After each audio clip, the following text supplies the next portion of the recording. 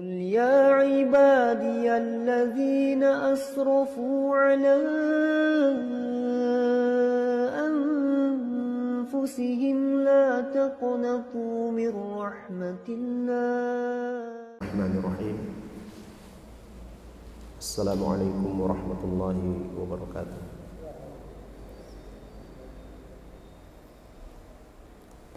إن الحمد لله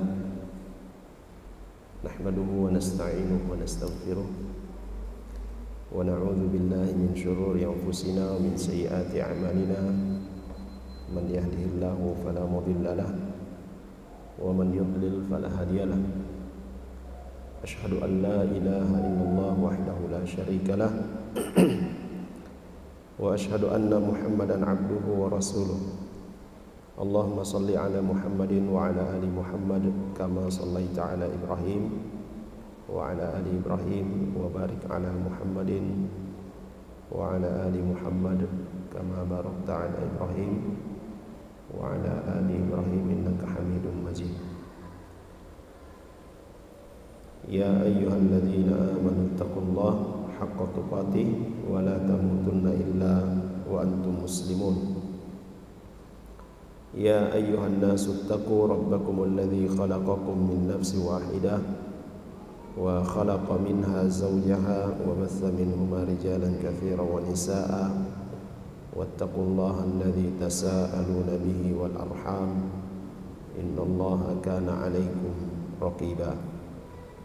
ثم أما بعد فإن أصدق الحديث كتاب الله وخير الهدي هدي محمد صلى الله عليه وسلم وشر الأمور محدثاتها وكل محدثة بدعة وكل بدعة ضلالة وكل ضلالة في النار. Ma'asyiral muslimin dan muslimat rahimani wa rahimakumullah. Alhamdulillah, pada malam hari ini kita kembali dikumpulkan oleh Allah Subhanahu wa taala di majelis yang insyaallah diberkahi ini, dan semoga kita semua selalu dalam lindungan Allah Subhanahu wa taala, diberikan kekuatan dan kesabaran di dalam mempelajari dan mengamalkan sunnah-sunnah Rasulullah sallallahu alaihi wasallam, serta diberikan kesehatan. Salah satu nikmat yang besar yang kebanyakan manusia lalaikan adalah nikmat sehat. Ada dua nikmat yang kebanyakan manusia tertipu. Yang Nabi SAW katakan, nikmatani maqbulun alaihima katsirun minan nas. Dua nikmat yang manusia kebanyakan lalai darinya, yaitu as-sihhatu wal faragh. Nikmat sehat dan kesempatan. Banyak orang nanti sadar bahwa sehat itu adalah nikmat ketika dia sakit. Ya, dan kabarnya saat ini di daerah kita rumah sakit pada penuh, klinik juga katanya penuh. Tandanya banyak orang sakit. Mudah-mudahan kita semua selalu dikaruniakan oleh Allah Subhanahu wa taala kesehatan. Dan kesehatan yang paling penting adalah kesehatan jiwa. Kalau jiwa kita sehat, insyaallah fisik akan ikut juga sehat. Hadirin sekalian yang dirahmati oleh Allah Subhanahu wa taala, bahasan kita masih pada bab al-muraqabah, akan tetapi sebagaimana yang kita sampaikan pada pertemuan yang lalu, untuk beberapa pertemuan ke depan dalam bahasan al-Islam ini, bagian yang pertama dari hadis Jibril. Kita akan membahas hal-hal yang berkaitan dengan masalah fikih yang dijelaskan oleh Syekh Muhammad bin Shalih Al-Utsaimin dalam penjelasan hadis ini. Pada pertemuan yang lalu sudah kita sebutkan hal yang berkaitan dengan syarat salat. Yang pertama itu adalah dukhulul waqt, ya masuknya waktu. Dan kita katakan bahwa orang yang salat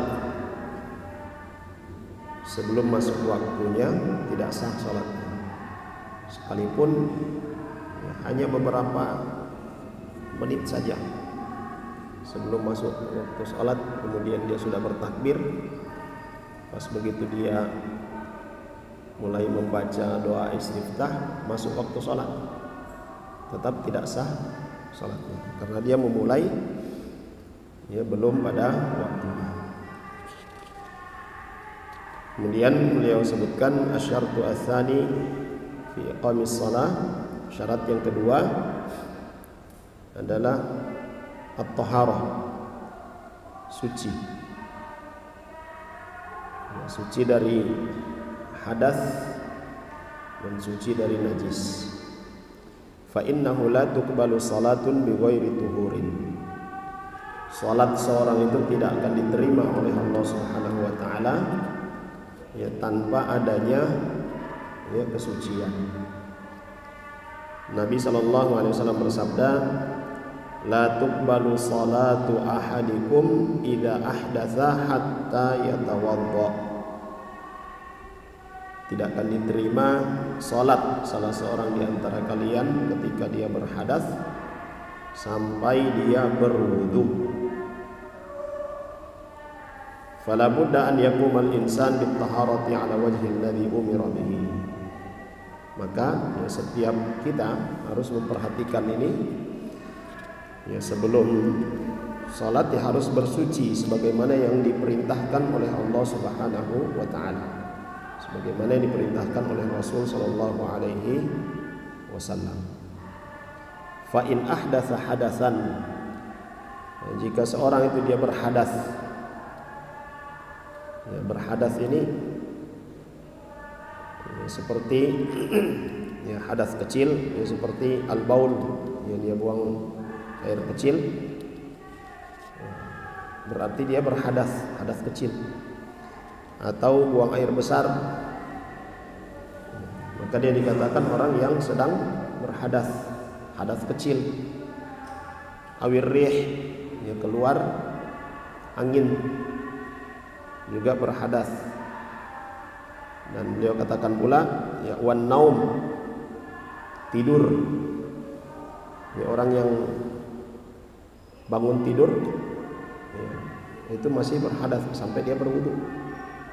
Yang sebelumnya dia berwudu kemudian tertidur, maka batal wudunya. Dia terkategori orang yang berhadas. Wa akli lahmil ibil, makan daging unta. Makan daging unta ini juga membatalkan wudu.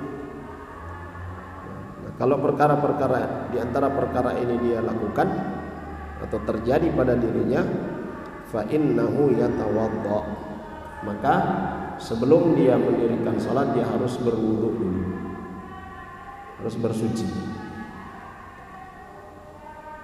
Jadi di antara contoh hadas kecil.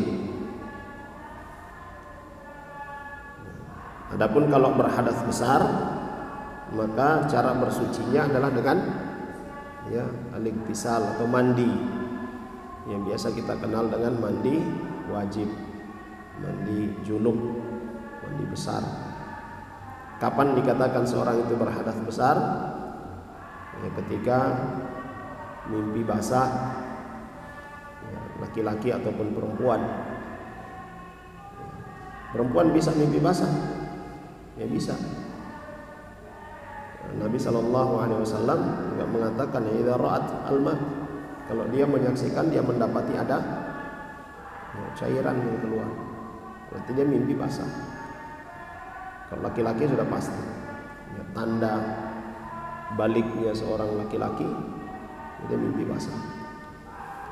Atau berhubungan suami istri, ya, maka dia junub, keluar ataupun tidak keluar, sekedar bertemu itu sudah ya dianggap berhadas besar, sudah junub. Karena Nabi SAW ya katakan ya iltiqaul khitanain, ya bertemunya dua alat yang dikhitan itu sudah mewajibkan mandi, walaupun tidak inzal, walaupun tidak keluar. Kemudian termasuk hadas besar ya, bagi perempuan ya haid dan nifas. Nah, bersucinya itu dengan mandi, membasahi seluruh badan. Baik, kemudian beliau katakan wa furud al-wudu kama yali. Hal-hal yang menjadi wajib wudu, artinya hal-hal yang wajib untuk dibasuh ketika berwudu. Ghuslul wajhi, ya mencuci muka, wajah. Wal yadaini ilal mirfaqaini, mencuci kedua tangan sampai kedua siku. Ya, sikutnya masuk, ya. Jadi sampai kedua siku, berarti sikunya juga masuk. Walaupun sebagian dari kalangan para ulama ada yang mengatakan ya sampai di situ ya sikut tidak masuk. Ya. Tapi yang ya selamat ya siku juga masuk, dibasahi atau dicuci. Kemudian maskur ra'si, membasuh kepala. Wa ghuslur rijlaini ilal ka'bain, mencuci kedua kaki sampai ke mata kaki. Nah, ini juga kedua mata kaki termasuk yang dicuci. Nah, ini seperti yang diperintahkan oleh Allah Subhanahu wa taala dalam surah Al-Maidah ayat ke-6. A'udzubillahi minasyaitonir rajim. Ya ayyuhalladzina amanu idza qumtum ilas salati faghsilu wujuhakum wa aydiyakum ilal marafiq.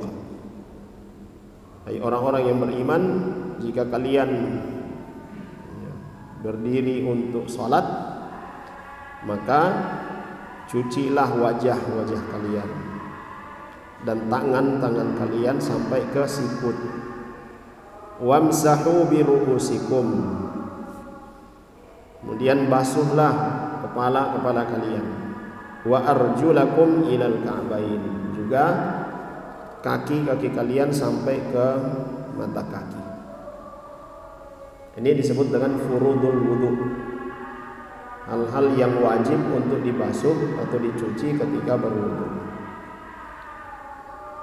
Kemudian beliau katakan wa minar ra'si al-udunani, termasuk dalam ra's atau kepala, yaitu dua telinga. Maka saat kita membasuh kepala termasuk dengan telinga, dua telinga sekalian.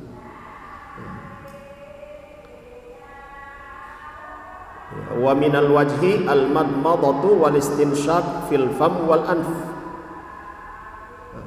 Kata beliau termasuk dalam kata wajah yang Allah sebutkan faghsilu wujuhakum adalah berkumur-kumur dan istinshaq, ya memasukkan air ke hidung, wal istinsar, mengeluarkan kembali. Berarti saat kita mencuci muka itu sudah sekalian dengan ya memasukkan air ke dalam mulut dan hidung. Ya. Baik. Fala budda fil wudu'i min tathhiri hadhil a'dha al-arba'ah. Ghuslun fi thalathatin wa mashun fi wahidatin. Maka dalam wudu yang wajib dilakukan itu empat ini. Apa? Faghsilu wujuhakum, wajah kalian dicuci. Kemudian tangan kalian sampai ke sikutnya. Ya, kemudian kepala dibasuh, bukan dicuci, dibasuh kalau kepala. Jadi jangan diambil air begini baru tuang ke kepala, tidak. Ya, namanya basuh, tangan basah kemudian dilapkan di kepala. Nah, kemudian yang keempat adalah mencuci kaki sampai ke kedua mata kaki. Ya. Ini 4 hal yang wajib ya, untuk dicuci ya, dan dibasuh ketika berwudu. Amal istinja awil istijmar. Ya. Adapun istinja ini bercebok dengan air. Istijmar ya, bercebok juga, tapi bukan dengan air. Ya, dengan tisu mungkin, atau dengan batu, atau dengan yang lainnya. Yang penting bukan tulang, bukan makanan, bukan kotoran hewan. Ya, setelah itu boleh digunakan batu, ya, batu kerikil kah, atau batu tela kah, atau apa, itu dibolehkan. Yang penting bukan tulang, bukan makanan seperti roti, tidak boleh. Ya. Kenapa tulang tidak boleh digunakan untuk istijmar, untuk bersuci? Nah, dia adalah makanan ikhwanuna minal jin. Ya, saudara-saudara kita dari bangsa jin. Ya. Demikian pula ya, kotoran hewan itu tidak boleh digunakan untuk beristijmar, untuk bersuci. Nah, adapun istinja dan istijmar ini fahuwa izalatun najasah, maka dia membersihkan najis. Wala alaqata lahu bil wudu, tidak ada kaitannya dengan wudu. Mungkin kita pernah dengar ada sebagian orang yang mempersyaratkan atau mengatakan sebelum berwudu itu bacebok dulu. Bacebok dulu sebelum berwudu. Nah, itu tidak ada kaitannya, tidak dipersyaratkan. Falau anna al-insana bala aw taghawwata wastanja thumma dhahaba li syughlihi thumma dakhala al-waqt fa innahu yatawaddau bi tathhirihi al-a'dha al-arba'ah. Sehingga kalau ada orang yang dia buang air kecil atau buang air besar lalu kemudian sudah bersuci, dia sudah bacebok, ya, beristinja dengan menggunakan air atau istijmar menggunakan batu atau tisu atau apa selain air, kemudian sudah tiba waktu salat, maka ia tawadha, dia cukup berwudu. Ya, dia cukup berwudu saja, ya, dengan membersihkan 4 anggota wudu tadi yang wajib. Itu standarnya yang wajib. Nah. Dan tidak perlu, dia tidak perlu lagi dia bercebok. Li'annal istinja izalatu najasatin, karena ya, istinja itu adalah menghilangkan najis, bukan menghilangkan hadas. Jadi kalau najis itu adalah kotoran zahir, ya, kalau hadas itu adalah kotoran maknawi yang abstrak, ya, ya kotor tapi tidak dilihat, tapi dianggap kotor, dan itu sudah menjadi istilah juga di kalangan orang tua kita. Kalau dia lagi junub atau lagi haid, dia bilang saya lagi kotor, ya, biasanya seperti itu hadas. Dan sini beliau katakan kenapa istinja atau istijmar itu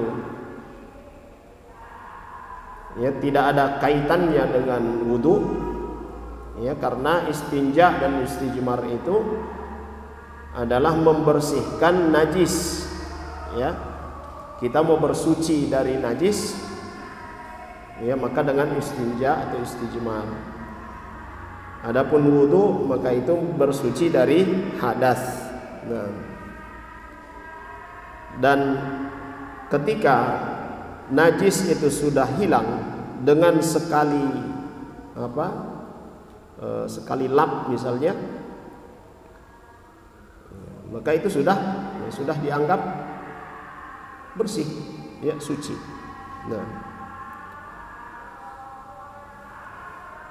kecuali ya kalau misalnya ya, sebelum berwudu dia buang air lagi, ya, maka dia harus beristinja atau istijmar. Kemudian kata beliau rahimahullah taala, was sahih annahu law nasiya an yastajmira istijmaran syar'iyyan thumma tawadda'a fa inna wudu'ahu sahih li'annahu laysa hunaka ilaqatun bainal istinja'i wa bainal wudu'. Sini beliau katakan, kalau sekiranya ada yang lupa beristijmar, lupa beristijmar dengan cara yang syar'i. Nah, istijmar bersuci dari najis dengan menggunakan batu ini minimal 3 batu. Kalau pakai tisu minimal 3 tisu. Ya, sekali lap, buang, nanti lagi buang, lagi buang. Batu 3 biji batu minimal. Dan sebagian ulama menyebutkan kalau susah mendapatkan batu dan ada batunya besar, ya, maka menggunakan pojoknya 1, 2, 3. Kalau orang yang dia belum tahu atau dia lupa, dia beristijmar, ya, samparan.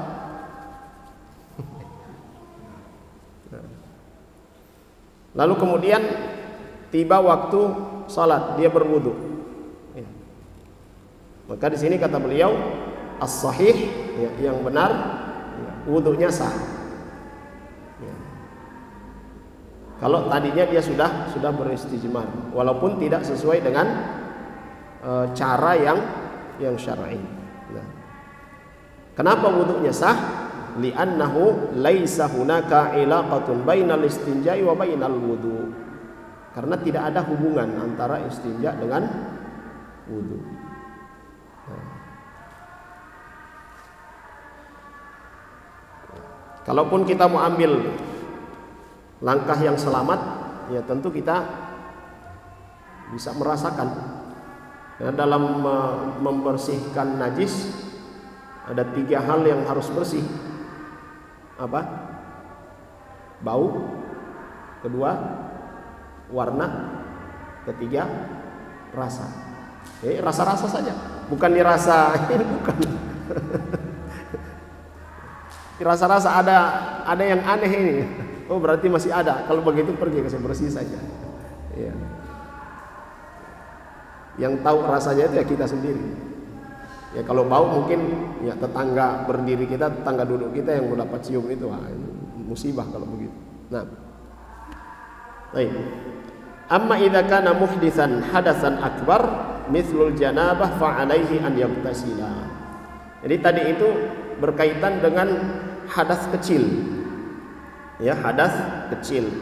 Adapun kalau hadas besar, maka cara bersucinya itu adalah dengan mandi. Fayu'ammima jami'a badanihi bil ma'. Dan syaratnya untuk mandi janabah ini seluruh tubuh itu harus kena air. Ya, seluruh tubuh, seluruh anggota badan kita itu harus kena air. Di lipatan telinga kita itu harus basah. Kalau kita mandi dalam keadaan jongkok, itu di belakang lutut itu harus diperhatikan itu. Termasuk belatenganya itu juga harus diperhatikan. Ya. Karena saat kita bersiram dari atas itu kan tidak dilewati air. Maka semua harus diperhatikan, harus dilewati oleh air. Ya. Ini berdasarkan perintah Allah Subhanahu wa taala, wa in kuntum junuba fattahharu. Jika kalian junub maka bersucilah. Wa min dzalika al-madmadatu wal istinsyaq. Nah, termasuk dalam yang harus kita perhatikan dalam mandi janabah ini adalah berkumur-kumur dan masukkan air ke hidung.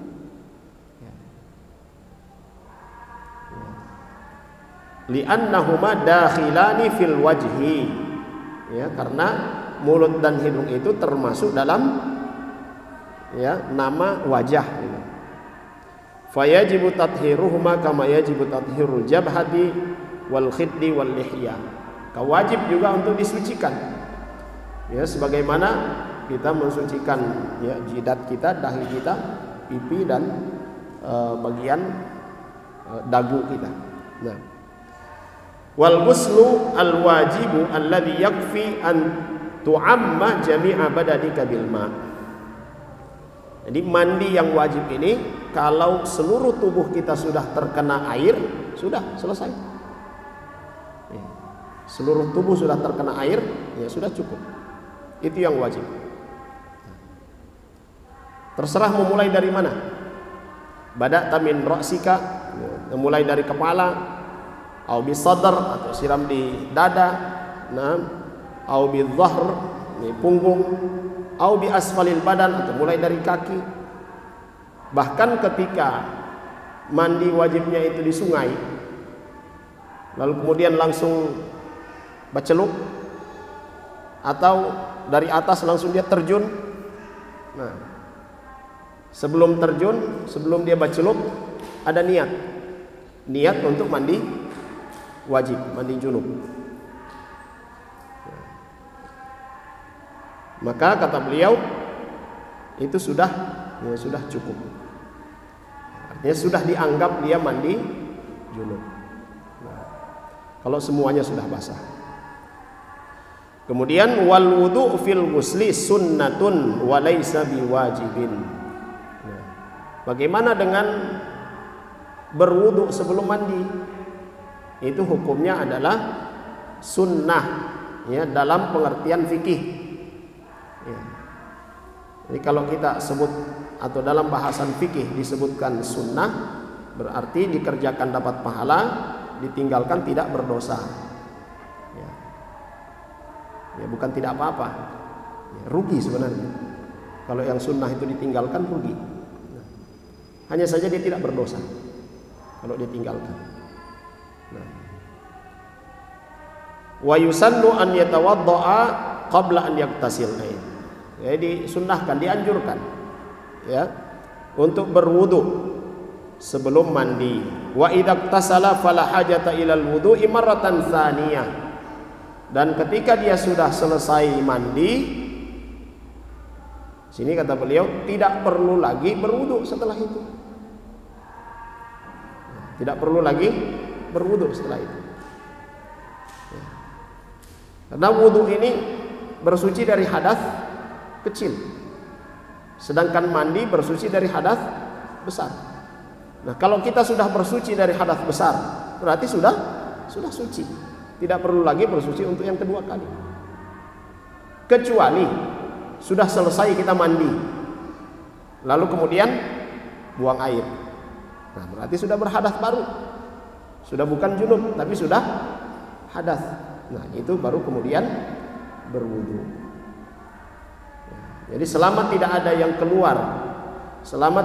keluar ketika kita mandi tadi, selesai mandi, tidak ada yang keluar dari dua pintu keluar,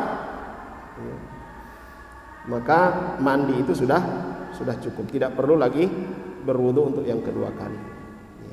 Dan kata beliau rahimahullahu taala, lam yathbut anin nabi sallallahu alaihi wasallam annahu tawadda'a ba'da iktisalihi. Nabi sallallahu alaihi wasallam, ya, tidak terdapat satu riwayat pun yang menyebutkan bahwa Nabi SAW berwudu setelah mandi junub.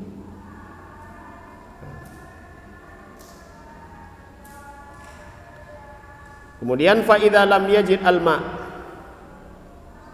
au kana maridan yakhsha min isti'malil ma' au kana bardun syadidun wa laysa 'indahu ma yusakhkhinu bihil ma' fa innahu yatayammam.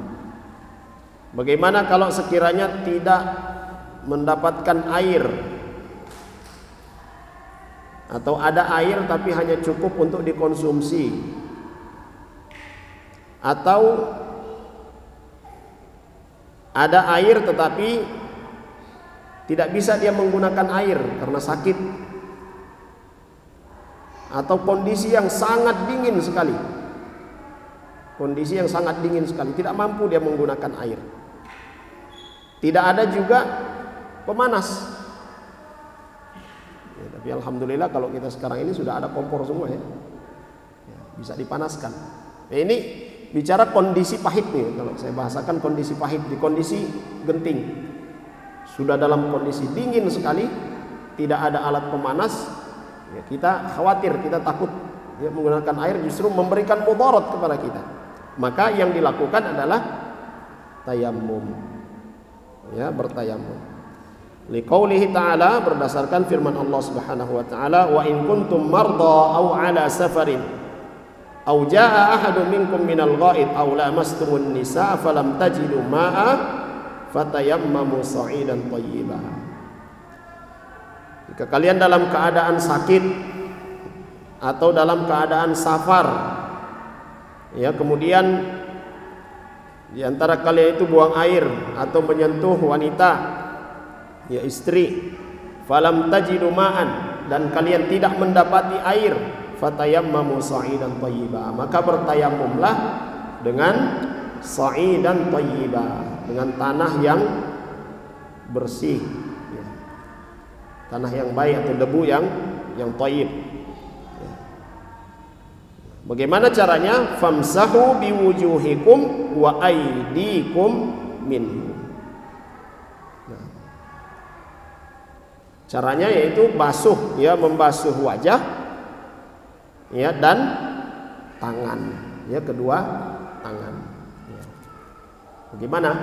Ya, ini kita tepukkan di debu, ya, lalu kemudian ya diusap. Jangan justru mencari mana DP debu ini, baru kemudian lap di muka. Tidak, ini dibersihkan dulu. Masukkan di wajah, kemudian tangan. Tidak main. Walaupun ada yang menyebutkan demikian, tapi cukup dengan ini. Selesai. Itu tayammum. Tayammum itu sebagai pengganti wudu, juga sebagai pengganti mandi. Jadi bertayamum ya seperti itu saja sifatnya. Jangan kalau kita lagi junub, wah tidak bisa kena air ini, mau bertayamum, dia cari debu banyak baru dia berguling-guling. Nah, tidak. Ya, tidak. Tayamum biasa. Hanya wajah dengan kedua tangan saja. Fabayyanallahu hala safari wal maradi annahu yatayammam fihima idza lam yajid al-ma'a fis safar. Ya, nah Allah Subhanahu wa taala menjelaskan di dalam ayat ini, surah Al-Maidah ayat 6, pada kondisi kita sedang safar, ya, safar ini dalam perjalanan jauh, ya, kesulitan untuk cari air. Ada air hanya untuk minum. Ya, alhamdulillah ya kalau kita sekarang untuk perjalanan, apalagi kalau naik pesawat, di pesawat ada air. Begitu di bandara ya banyak toilet, banyak ya tempat air ya. Ini pada kondisi yang memang tidak ada, ya, dan kita akan mengalami kondisi itu. Ya, satu waktu kita akan mengalami kondisi itu. Nah, kalau kita mengetahui ini maka kita bisa mempraktekkan. Ya, kita tidak bingung. Nah, kemudian selanjutnya kata beliau, amma khauful bardi, adapun bolehnya bertayamum karena khawatir, ya, dengan kondisi cuaca yang sangat dingin, fadaliluhu, maka dalilnya adalah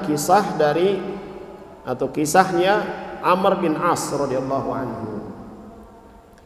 Anna Nabiyya sallallahu alaihi wasallam ba'atsahu fi sariyatin fa ajnaba. Nabi SAW pernah mengutus beliau, ya, Amr bin As, ya, dengan apa? Dalam satu pasukan, ya. Fatayammama wa shalla bi ashabihi imaman. Dan di malam hari beliau junub. Nah, ketika subuh beliau bertayamum, lalu kemudian menjadi imam bagi sahabat-sahabatnya. Falamma raja'u ila Nabi sallallahu alaihi wasallam, ketika mereka kembali dan berjumpa dengan Nabi sallallahu alaihi wasallam, Nabi sallallahu alaihi wasallam kemudian, ya, berkata kepada Amr, ya, informasi ini sudah sampai kepada Nabi sallallahu alaihi wasallam. Ya Amr, shallaita bi ashabika wa anta junub. Ya, wahai Amr, engkau salat, memimpin salat dengan teman-temanmu sementara engkau dalam keadaan junub? Qal na'am ya Rasulullah, dzakartu qaulallahi ta'ala wa la taqtulu anfusakum innallaha kana bikum rahima. Betul ya Rasulullah, saya teringat ya firman Allah Subhanahu wa taala, janganlah kalian membunuh diri kalian. Ya. Sungguhnya Allah Subhanahu wa taala itu Maha Penyayang. Artinya di sini Amr Ibnu As radhiyallahu anhu, ya, mungkin yang dilihat oleh sahabatnya, yang ditahu oleh sahabatnya, beliau ini lagi junub, tapi kenapa tidak mandi kok jadi imam pula? Ya, mereka mungkin tidak lihat kalau beliau sudah bertayamum. Ya. Nah, ketika ditanya oleh Nabi SAW, maka beliau jawab dengan surah An-Nisa ayat 29 ini. Dan kata beliau, wa khiftul barda, saya sangat saya takut, saya khawatir dengan kondisi fisik, kondisi tubuhnya yang pada saat itu lagi dingin sekali. Fatayammamtu sa'idan thayyiban fasallaitu, maka saya bertayamum dengan tanah yang bersih, ya, dengan debu yang bersih, lalu kemudian ya, saya sholat. Ya. Hadis ini diriwayatkan oleh Imam Ahmad. Nah, jawaban dari Amr bin As radhiyallahu anhu ini didiamkan oleh Nabi SAW. Artinya Nabi SAW tidak menyuruh beliau untuk pergi mandi dulu baru salat lagi. Ya, tidak. Tapi aqarrahun Nabi SAW ala dzalika wa lam ya'murhu bil i'adati. Nabi diam, dan diamnya Nabi SAW terhadap satu kondisi, terhadap satu peristiwa, itu pertanda bahwa beliau setuju dengan perbuatan itu. Artinya perbuatan itu tidak masalah. Dan yang kedua, Nabi SAW tidak memerintahkan Amr bin As radhiyallahu anhu untuk mengulangi kembali salatnya. Li'anna man khafa ad-darara kaman fihi ad-dararu. Siapa yang dia sangat mengkhawatirkan bahaya pada dirinya, ya, darar, ya, mudarat, maka dia sama dengan orang yang dalam darar tersebut, dalam bahaya tersebut. Yang mengkhawatirkan nanti setelah itu justru dia sakit, ya, maka dia sama dengan orang yang sakit. Nah, lakin bisyart an yakunal khaufu ghaliban aw qati'an. Tapi di sini ya, perhatikan syaratnya itu adalah ya, rasa khawatirnya itu benar-benar, ya, kalau dipresentasikan 90% kalau dia lakukan apa yang dia khawatirkan itu jadi. Bukan waham. Ya, bukan waham sekedar saya takut, tapi ya takut. Ya, mau takut-takut begitu. Ya. Tidak sakit, tidak ada keluhan apa-apa, ya cuma dingin, malas sebenarnya. Lalu kemudian beralasan takut, itu tidak masuk. Nah, ini beliau katakan amma mujarradul wahmi fa hadza laisa bisyai. Kalau sekedar waham, ya anggapan wah nanti kalau saya menyentuh air, kalau saya sakit bagaimana, sebenarnya itu waham. Ya. Jadi yang dipersyaratkan sini kata beliau rahimahullah taala adalah benar-benar kalau dia lakukan itu, yang dia khawatirkan itu terjadi pada dirinya. Nah. Kemudian kata beliau rahimahullah taala wa'lam anna taharatat tayammumi taqumu maqama taharatil ma. Ketahuilah bahwasanya bersuci dengan cara bertayamum dia berperan sebagaimana bersuci dengan air. Artinya orang yang bersuci menggunakan air, apapun bisa dia lakukan, ibadah apapun bisa dia lakukan. Mau dia bersuci ketika zuhur tadi, dia berwudu ketika zuhur, sampai isya dia tidak batal, ya, dengan satu wudu. Begitu juga tayamum. Tadi zuhur dia bertayamum, belum batal, masuk sholat berikutnya, ya tetap dia dengan tayamumnya tadi. Nah, wala tanqudu illa bima tantaqidu bihi taharatul ma. Jadi tayamum tidak batal kecuali dengan apa-apa yang membatalkan wudu juga. Au bi zawalil udhri al mubih litayammum, atau dengan hilangnya uzur yang menyebabkan dia boleh bertayamum. Apa saja tadi yang membolehkan kita bertayamum? Tidak ada air, ya, kita tidak dapat air. Kemudian yang kedua, sakit. Yang ketiga, sangat mengkhawatirkan, ya, menggunakan air karena dalam kondisi yang sangat dingin. Nah, kalau uzur ini sudah tidak ada, ya maka ya harus berwudu, batal tayamum. Nah, dia harus berwudu. Faman tayammama li adami wujudil ma, maka siapa yang bertayamum karena tidak ada air, ya, siapa yang bertayamum karena tidak ada air, thumma wajadahu fa innahu la budda an yatatahhar bil ma. Dia sudah bertayamum lalu kemudian dia sholat. Nah, selesai dia sholat ada air, apa dia harus bertayamum lagi lalu kemudian sholat lagi? Tidak. Tapi berikutnya kalau dia mau sholat dia harus berwudu. Baik. Li'anna Allah Ta'ala innama ja'ala at-turaba taharatan idza udimal ma. Karena Allah Subhanahu wa taala menjadikan tanah, ya, atau debu itu sebagai apa? Alat pembersih, ya, ketika tidak ada air. Atau yang tadi kita sebutkan, ya, ketika sakit, ada uzur sakit atau kondisi yang takut karena dingin tadi itu. Wa fil hadis alladhi akhrajahu ahlus sunani an Abi Hurairah anin Nabi sallallahu alaihi wasallam annahu qala as-sa'idut thayyibu wudu'ul muslim au qala tuhurul muslim wa in lam yajid al-ma'a 10 sinin fa idza wajada al-ma'a falyumissahu basharatuhu fa inna dzalika khair. Nah, jadi dalam hadis yang diriwayatkan oleh ashabus sunan, ya, Sunan Abu Daud, Sunan At-Tirmidzi, ya, Sunan An-Nasa'i, ya, hadis dari Abu Hurairah radhiyallahu anhu, Nabi sallallahu alaihi wasallam mengatakan as-sa'idut thayyibu, ya, tanah, ya, yang bersih atau debu yang bersih, wudu'ul muslim. Itu adalah, ya, alat untuk bersucinya seorang muslim. Auqal tuhurul muslim, dia adalah suatu yang suci dan mensucikan bagi seorang muslim, ya.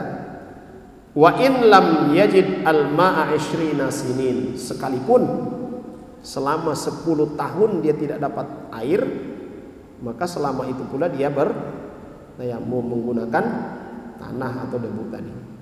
Fa idza wajadal ma' falyumissahu basharatuhu fa inna dzalika khair.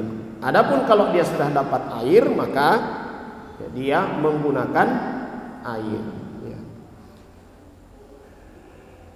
Ya, karena itu yang terbaik. Kemudian selanjutnya wa fi sahih al-Bukhari min hadits Imran ibnu Husain. Imran ibnu Husain.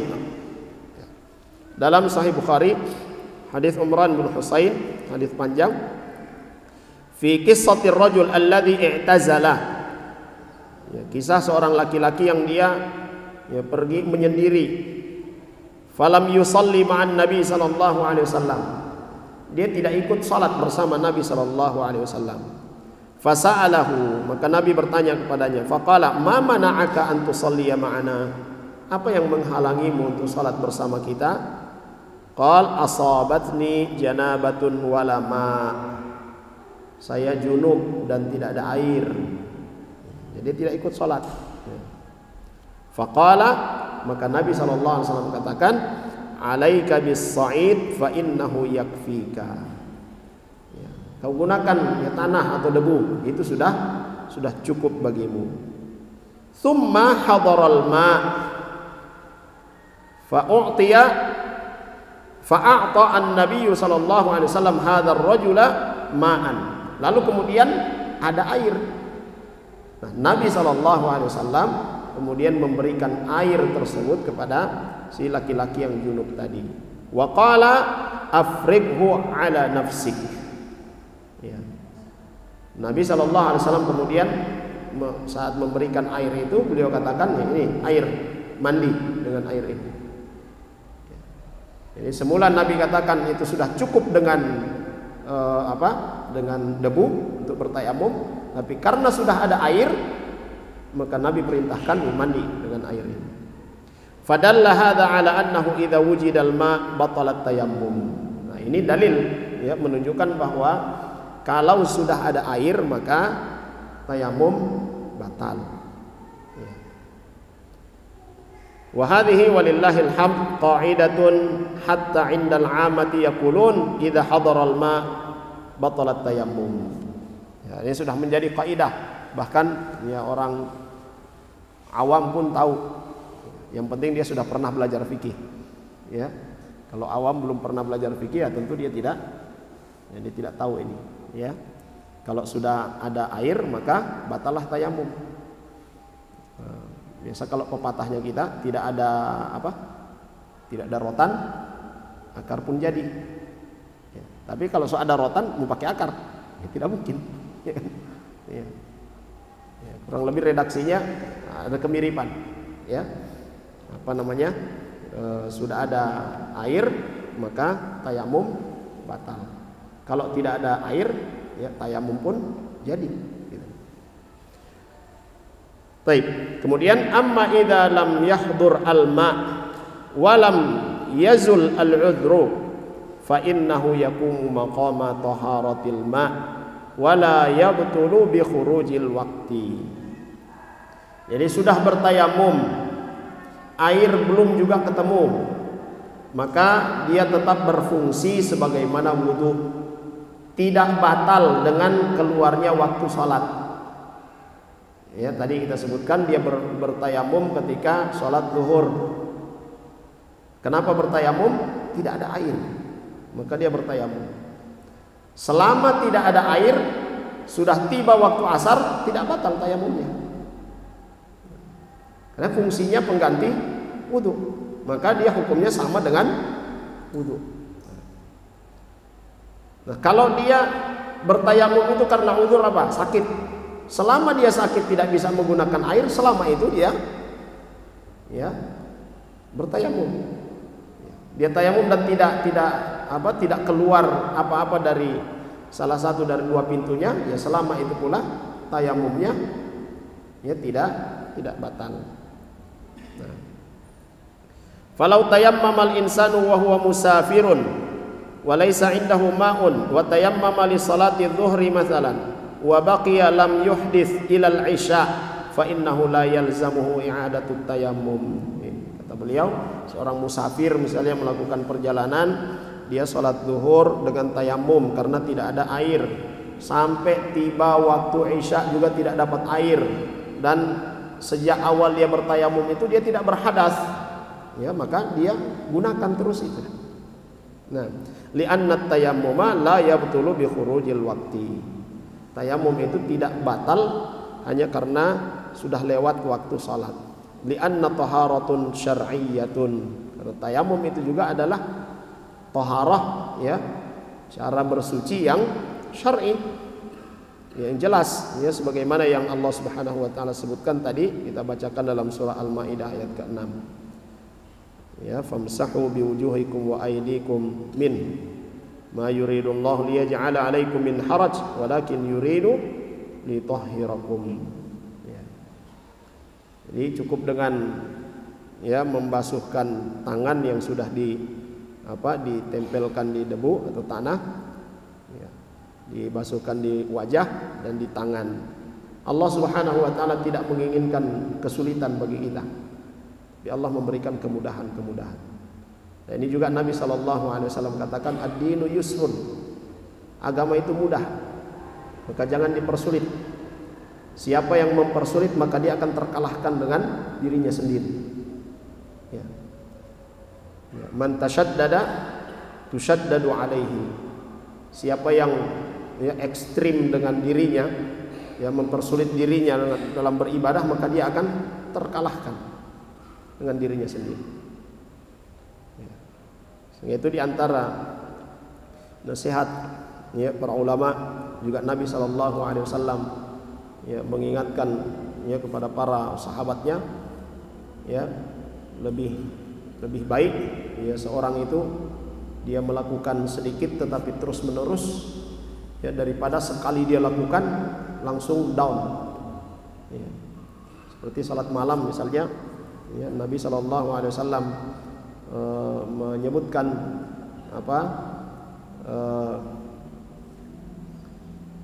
yang terjemahannya itu, sungguh orang itu adalah orang yang baik kalau dia terus-terus melakukan salat malam. Dulu dia melakukan tapi kemudian berhenti. Dan yang terbaik itu adalah melakukan walaupun sedikit tetapi terus menerus, itu lebih baik.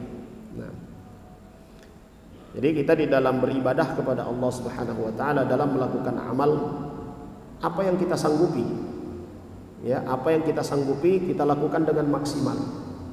Jangan memaksakan di atas kemampuan kita. Allah Subhanahu wa taala tidak membebani kita dengan memaksakan diri untuk melakukan itu. Cuma untuk orang-orang yang baru membiasakan diri, terkadang memang dia harus memaksakan dirinya, melawan ajakan-ajakan dari dalam dirinya. Ini biasa kita rasakan. Kalau orang-orang yang baru sadar atau baru mendapatkan hidayah kembali dari Allah Subhanahu wa taala, untuk istiqamah di atas kebenaran itu banyak tantangannya. Dia harus memaksakan diri terlebih dahulu. Yang dimaksud di sini tidak boleh kita memaksakan diri, kita baru ada semangat ini mendengarkan pahala keutamaan sholat malam, ini baru mau membiasakan diri. Langsung dia mau berdiri, saya mau sholat malam langsung 11 rakaat. Sudah. Begitu hari ketiga, hari keempat selesai. Nah, yang seperti itu yang tidak dibenarkan. Tapi lakukan sedikit demi sedikit sampai kemudian dia terbiasa, dia tingkatkan.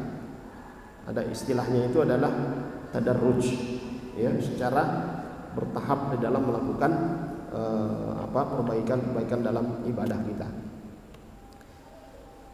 Jemaah sekalian yang dirahmati oleh Allah Subhanahu wa taala. Nah, di dalam ayat ini kata beliau, fabayyanallahu anna taharatat tayammumi taharatun. Bersuci dengan tayamum itu sama dengan bersuci yang lainnya, itu sama dengan berwudu, sama dengan mandi.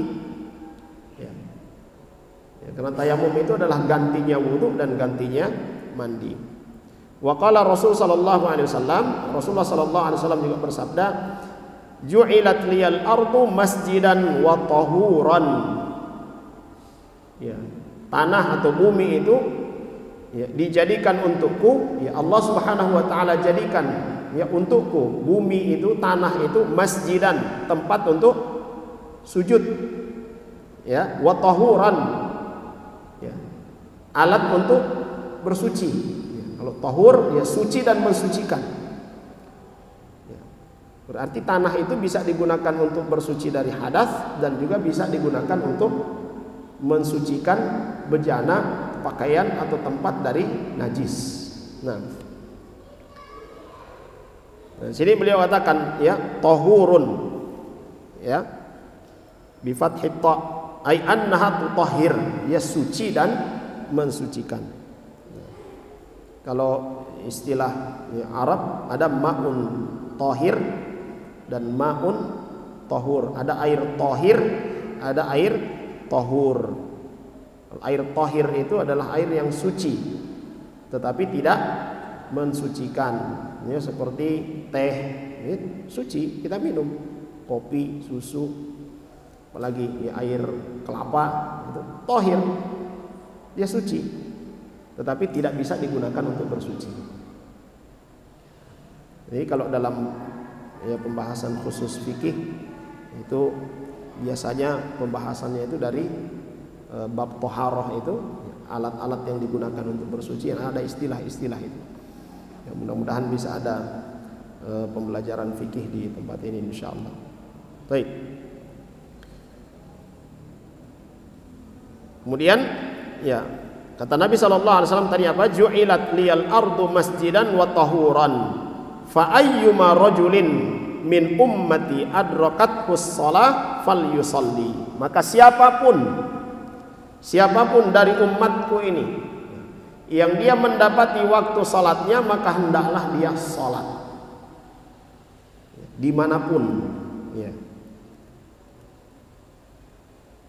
Ya, dia dapati waktu salat, maka dia salat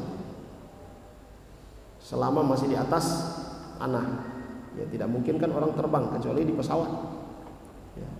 Yang tidak boleh kita salat itu di kuburan, kemudian apa? Di hammam, ya, di tempat apa? Tempat buang air. Kemudian yang ketiga di kandang apa? Kandang kambing, ya. Ya. Kandang kambing atau kandang unta? Kandang kambing. Ya. Itu tidak boleh kita sholat di situ. Ya, 3 tempat itu. Ya. Adapun di belahan bumi manapun, maka ya, itu adalah tempat kita untuk sujud kepada Allah Subhanahu wa taala. Nah. Dalam hadis yang lain Nabi sallallahu alaihi wasallam katakan fa indahu masjiduhu wa tahuruhu. Ya. Jadi dimanapun ya salah seorang dari umatku mendapati waktu salat, maka disitulah tempat dia salat dan disitu pula dia tempat untuk bersuci. Dia salat di atas tanah, dia bersuci juga menggunakan tanah. Nah, hada minal asya' al muhimmah fi iqamatis salah al muhafadzatu ala taharah. Ya. Ini kata beliau rahimahullah taala perkara yang penting ya dalam masalah berkaitan dengan salat, al muhafadzah 'ala taharah. Ya, kita senantiasa menjaga ya kebersihan, menjaga kesucian. Kemudian wa'lam anna minal muhafadzati 'ala taharati izalatun najasati min thawbika wa badanika wa musallaka alladhi tusalli alaihi. Ketahuilah termasuk dalam perkara yang harus kita jaga, yaitu kebersihan yang harus kita jaga, kesucian yang kita jaga dari najis, yaitu pakaian kita, ya, kemudian badan kita, juga tempat kita ya duduk, tempat kita sholat, ya. Terjaga dari ya hal-hal yang najis itu. Fala budda minat taharati fi hadhil mawadi' ats-tsalatsah. 3 tempat ini harus ya disucikan dari najis. Badan, pakaian, tempat salat. Ini lebih terkhusus ketika kita mau salat. Amma tsawb fadaliluhu. Apa dalilnya kita harus membersihkan pakaian kita dari najis ya ketika hendak salat? Anna Nabiya sallallahu alaihi wasallam amara an-nisa allati yusallina fi thiyabihinna wa hunna yahidna bi hadhihi thiyab.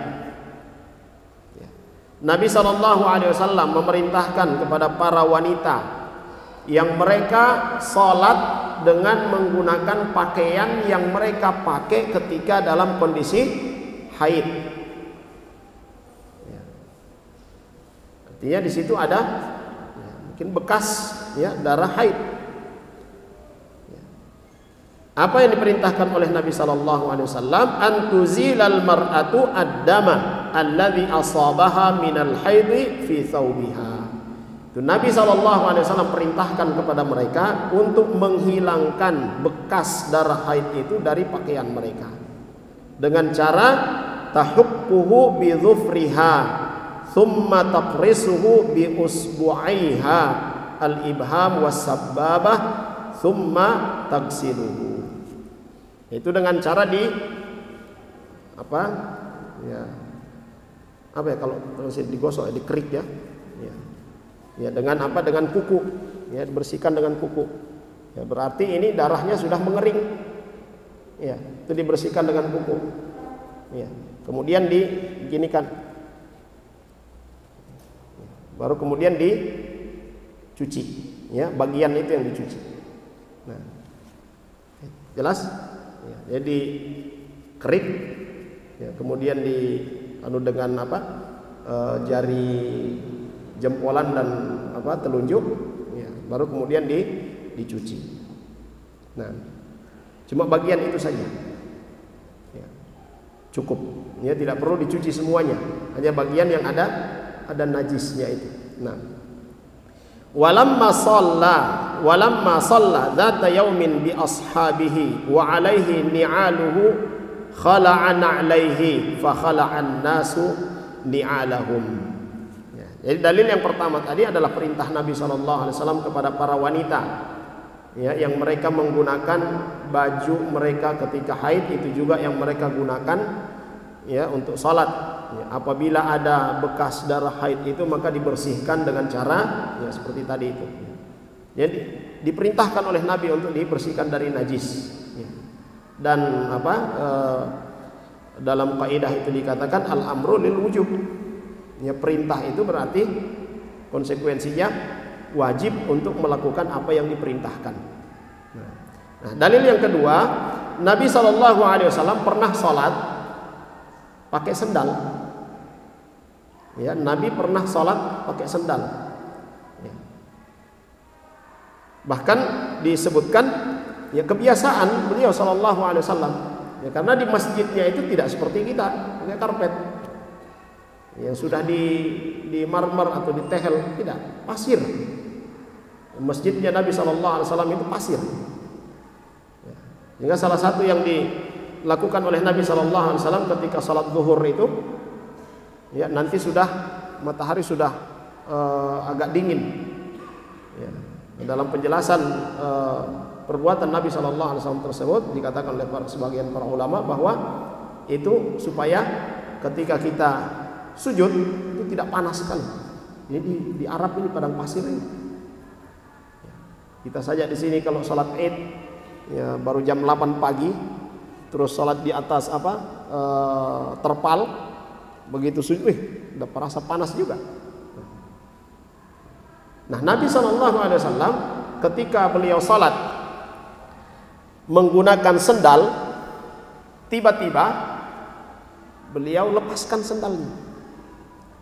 Dan para sahabat di belakang yang melihat Nabi melepaskan sendal, semuanya serentak melepaskan sendal. Jadi mereka sholat itu menggunakan sendal. Nah, ini mungkin sebahagian kita belum pernah tahu ini.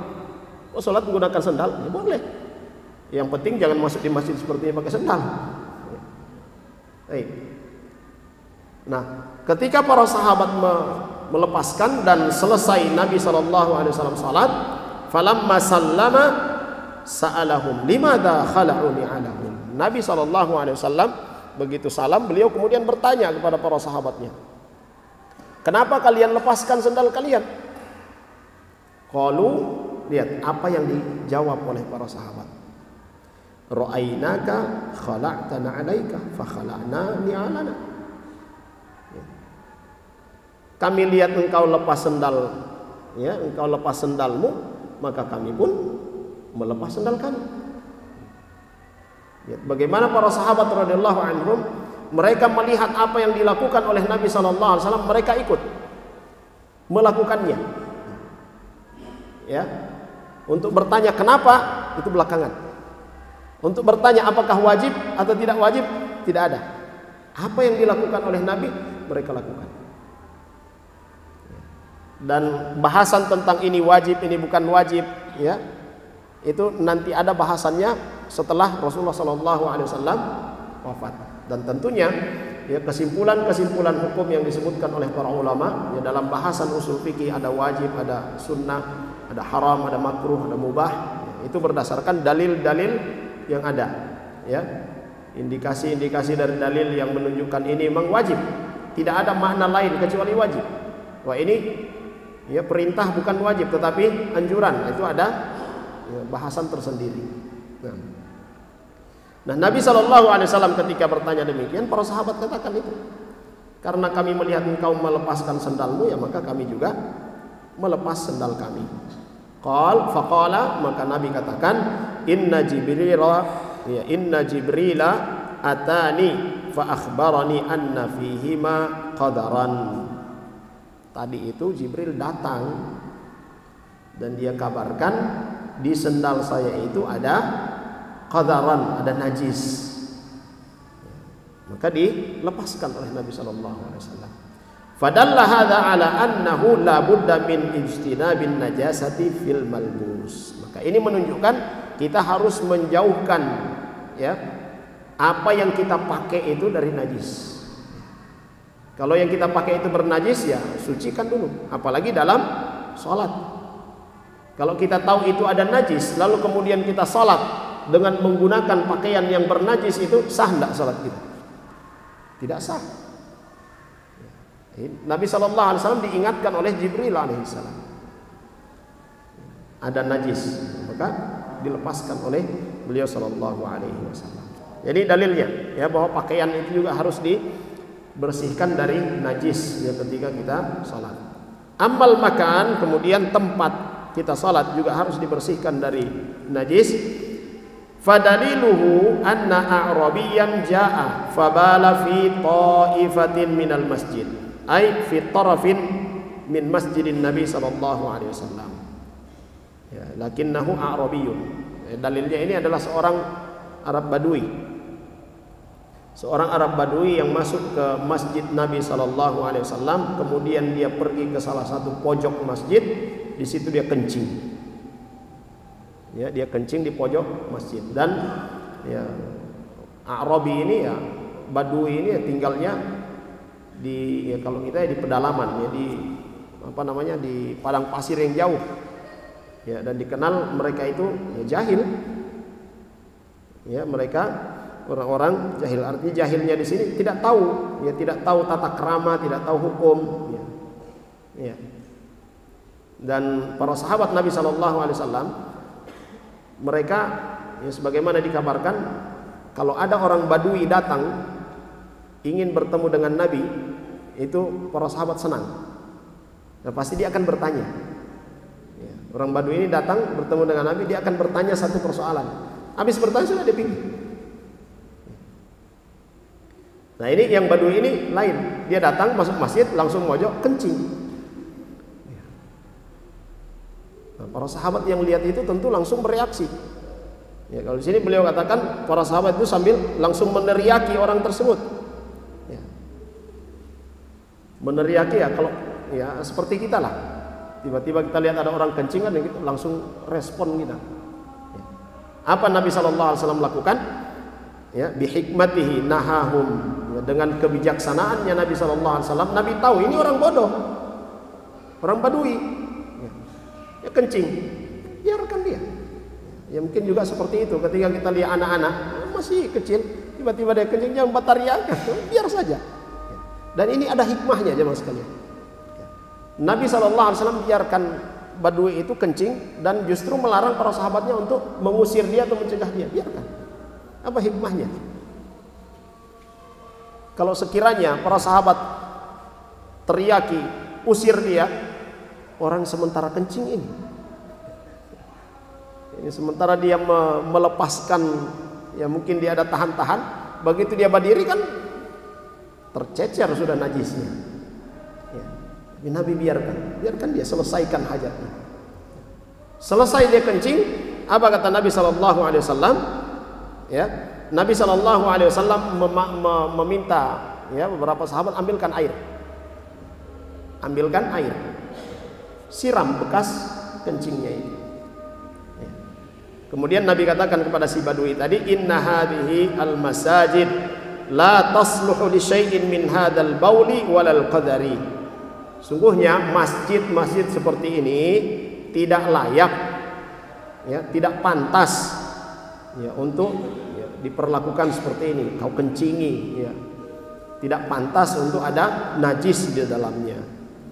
Innama hiya li dzikrillahi azza wa jalla. Masjid itu tempat untuk berzikir kepada Allah. Masjid itu tempat untuk beribadah kepada Allah Subhanahu wa taala. Ya, wassalati, ya, tempat untuk salat, wa qiraatil Quran, dan membaca Al-Quran. Ya, Nabi SAW tidak marah kepada si Badui ini. Ya, kalau kita kira-kira gimana itu? Ya. Nah, lihat bijaknya Nabi SAW menasihati si A'rabi, melarang para sahabatnya, sampai kemudian si A'rabi ini berdoa apa? Allahumma arhamni wa Muhammadan wala tarham ma'ana ahadan. Ya Allah, rahmatilah aku dan Muhammad, dan jangan engkau rahmati ya selain daripada kami.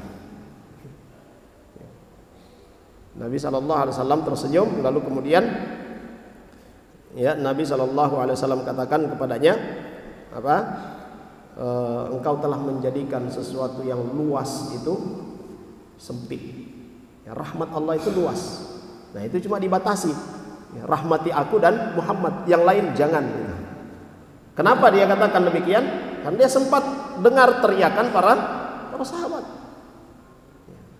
Kira-kira kalau kita juga demikian, so kebelet sementara kencing ada orang berteriakan, kira-kira bagaimana? Kira-kira seperti itu. Nah, dalam hadis ini jemaah sekalian, Nabi SAW memerintahkan sahabat untuk mengambil air untuk dituangkan di bekas ya yang ada bekas kencingnya si A'rabi. Itu tandanya bahwa tempat juga harus dibersihkan dari najis. Nah, jemaah sekalian yang dirahmati oleh Allah Subhanahu wa taala, kemudian yang ketiga kita sebutkan setelah azan. Fadhal di azan. Jemaah sekalian yang dirahmati oleh Allah Subhanahu wa taala, ya ini ya susahnya kalau kita live dengan kamera depan ya. Jadi kita minum dengan tangan kanan, kelihatan minum dengan tangan kiri. Ya, ini kalau dilihat, disaksikan di di beranda saya, ini ada di sebelah kanan, tadi di sebelah kiri. Ada kulihat. Baik. Kemudian selanjutnya jemaah sekalian, yang ketiga yang harus disucikan yaitu badan. Dalilnya hadis di dalam Sahihain, dalam Sahih Al-Bukhari dan Muslim, hadis dari Abdullah bin Abbas radhiyallahu anhuma, bahwa Rasulullah SAW melewati dua kuburan. Faqala, maka Nabi mengatakan, innahuma la yu'adzabani wa ma yu'adzabani fi kabirin. Ya, sungguhnya dua penghuni kubur ini sedang diazab, sedang disiksa. Tidaklah mereka berdua ini disiksa ya karena dosa besar. Ya.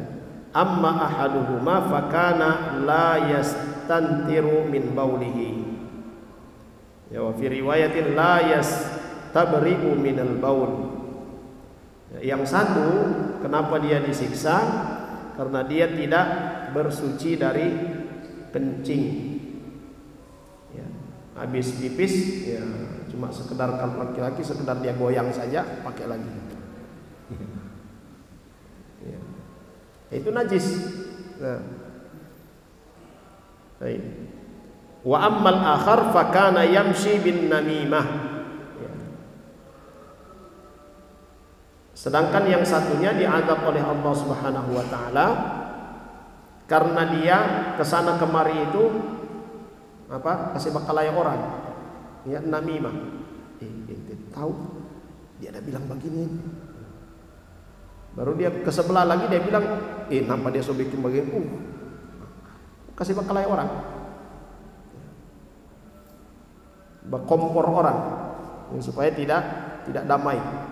Ya, saya tidak tahu apakah yang berkompor ya istri-istri yang suaminya poligami termasuk di sini atau tidak. Ya. Allahu a'lam. Ya. Karena bikin bakalai suami istri, ya, bikin bakalai juga dengan ya, saudari madunya. Ya, apakah ini termasuk di sini atau tidak? Wallahu a'lam. Lebih parasa saja. Ya. Jadi jemaah sekalian yang dirahmati oleh Allah Subhanahu Wa Taala. Jadi Nabi SAW menyebutkan dalam hadisnya ini mereka berdua diazab ya bukan karena dosa besar. Maksudnya di sini apa yang mereka lakukan itu mereka anggap biasa. Ya, mereka anggap itu ini ringan. Padahal dengan perbuatan tersebut itu mendapatkan azab dari Allah Subhanahu wa taala. Dan sesuatu yang ada ancaman azabnya, ini disebutkan oleh para ulama, ya, kalau kita lakukan maka ada ancamannya, itu termasuk dosa besar. Sehingga itu para ulama mengatakan ini maksudnya wa ma yu'adzibani fi kabirin. Jadi mereka berdua ini diazab karena mereka menganggap itu bukan dosa besar, sehingga diremehkan. Dan dalam hadis ini juga memberikan ya penjelasan kepada kita bahwa badan itu juga harus dibersihkan dari najis. Jemaah sekalian yang dirahmati oleh Allah Subhanahu wa taala. Nah, kata Syekh Al-Utsaimin rahimahullah taala, fadalla hadza, ya, ini menunjukkan bahwa ala annahu la budda minat tanazzuhi minal baul. Ya. Harus ya kita membersihkan diri kita dari kencing, ya, bekas-bekas kencing. Wa hakadza baqiyatun najasat, demikian pula najis-najis yang lainnya. Walakin law furida annal insan fil barri wa tanajjasa thawbuhu wa laysa ma'ahu ma yaghsiluhu bihi fahal yatayammam min ajli salatihi fi hadha thawb. Ya. Bagaimana kalau sekiranya ya, ada seorang ya ada manusia yang dia dalam perjalanan atau dalam satu tempat yang luas, lalu kemudian ya bajunya kena najis, tidak ada air yang bisa dia gunakan untuk mencuci ya bekas najis di bajunya itu. Apakah kemudian dia bertayamum lalu kemudian salat dengan bajunya tersebut?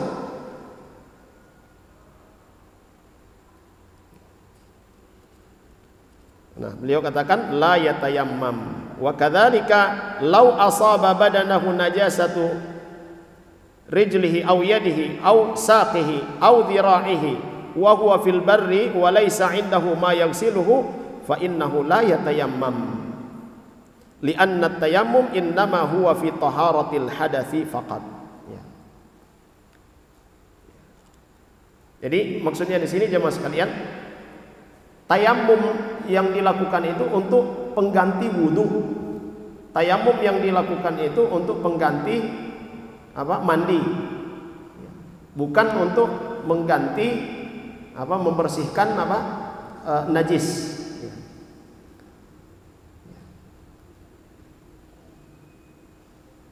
Maka ketika ada najis di anggota badan kita itu harus dibersihkan, ya harus dibersihkan. Bagaimana cara membersihkannya? Ya dengan air. Itu yang pertama. Ya, gunakan air. Boleh tidak digunakan selain air? Boleh, tapi namanya bukan tayamum. Ya, namanya bukan tayamum. Ya. Lain namanya. Kalau tadi kita sebutkan ya bacebo itu dengan istinja. Kalau menggunakan selain air namanya istijmar. Ya. Baik. Amman najasatu fala yatayammamu laha li'anna najasata ainun qadiratun tathiruha bi izalatiha in amkana fadzalik wa in lam yumkin tabqa hatta yumkina izalatuha wallahu alam. Jadi najis itu harus dihilangkan. Dengan apa dia dihilangkan? Dengan apa saja? Yang pertama itu dengan air ya, atau dengan tanah boleh, dengan apa saja, yang penting dia hilang ya. Kalau memang tidak bisa hilang ya maka ditunggu sampai hilang. Dan ada dalam bahasan fikih ya, ketika najis itu ya sudah dimakan usia karena matahari sudah lama, ya, itu sudah hilang najisnya. Ya, semacam di jemuran, tali jemuran, gitu kan. Nah, itu ada bahasan tersendiri itu insyaallah. Baik, jamaah sekalian yang dirahmati oleh Allah Subhanahu wa taala, saya kira ini yang bisa kita pelajari pada malam hari ini. Nah, selanjutnya bahasan tentang ahkam al-mas'i 'alal khuffain. Ya, membasuh khuf, ya, kaos kaki termasuk, ya, sepatu termasuk dalamnya. Ya, juga perban, ya, itu akan jadi bahasan kita pada pertemuan berikutnya insyaallah. Jemaah sekalian yang dirahmati oleh Allah Subhanahu wa taala, malam hari ini mudah-mudahan bermanfaat. Kita akhiri dengan doa kafaratul majlis. Subhanakallahumma bihamdika asyhadu an la ilaha illa anta astaghfiruka wa atubu ilaik. Sallallahu ala nabiyyina Muhammad wa ala alihi washabbihi wasallam. Alhamdulillahirabbil alamin. Assalamualaikum warahmatullahi wabarakatuh. قل يا عبادي الذين أسرفوا على أنفسهم لا تقنطوا من رحمة الله